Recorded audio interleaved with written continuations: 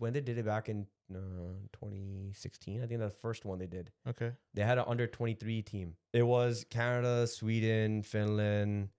Then they had a Europe team. Oh, they just had a generic Europe. Yeah, guys like Kopitar and stuff. They were Yeah, playing yeah. on that.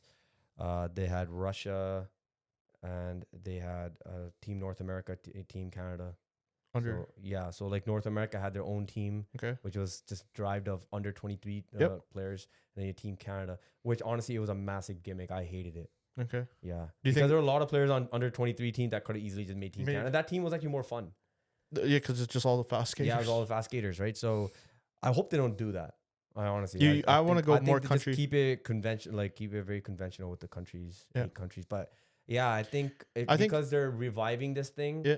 and it seems like they're gonna only have it in North America. It Even doesn't seem if like they they're go doing it like, in let's Europe. say like they don't do a Young Guns team, but let's say they do just like a rest of the world team.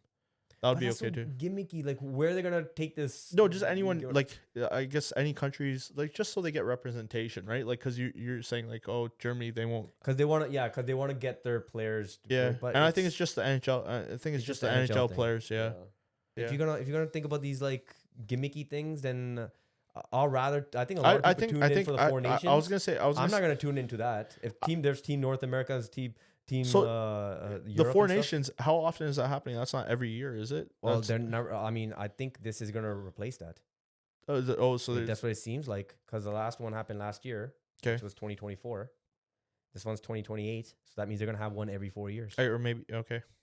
That's what. That's why. No, well, the last one before this was 2016. 2016. Yeah. So but then COVID happened. Yeah. 2020. Yeah. That's why they did it in 2024. Okay. So it was a gap, 8 years. But I think if you're gonna have if you're gonna have the best of the best, then just do Four Nations. But if you're gonna do World Cup hockey, I you think- gotta do it properly. well, even It can't just be all NHL players. Four Nations. I think the reason why it was such a success was because all that trade talk happened and No, I all get that it. stuff too. And I think that fueled even more fire into it as well. No, true. So I think like But when is international teams playing, what you're gonna see in the Olympics, and this happened in the past too, when Canada won in 2010. Mhm. I don't know if you remember that, man. It was like people felt it from both sides. Yeah. Right. Whenever you're playing for your country, you're watching your country. All the people, Yeah, around you, everyone, they're all yeah. everybody's cheering Yeah, for yeah, yeah. the same country, right? No. So it feels awesome. who thought So- Maple Leaf and Yeah, Montreal nobody's- fans can hold hands? Yeah, only time. Yeah. Only time. See, that's what it is. That's why I don't believe that the NHL want. If NHL is going that route where they're only doing the NHL players, that means they're telling the rest of the fans that we're not growing the game. We're just growing our own players. We're Yeah. only growing our own. But do you game. think- We're not growing but- globally? Like in terms of like money wise, like okay, like NHL players like for the longest time they didn't want to go play international Yeah. because they didn't want to get hurt. Like, Yeah. what do you think about these other leagues? Like sure they're not big. No, but then you got to do revenue sharing, man. You have to. I don't know. I don't think you'll ever see that.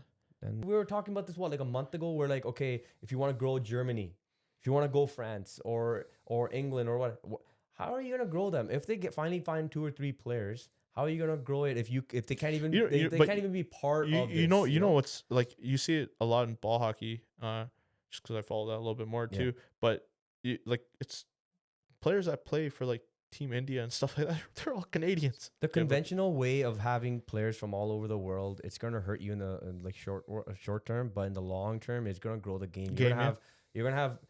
If you know how you're talking about like soccer, they have like 38 teams and they're about to go to 40 something. Yeah, the next one, right? Yeah. How do you go that? How do you? Yeah, just 'cause it's how so- can Canada? How can the NHL or hockey think about even going to 16? But you know what Or it is too. 24 teams. Like with soccer, it's different, right? Because I think it's that ease of access thing.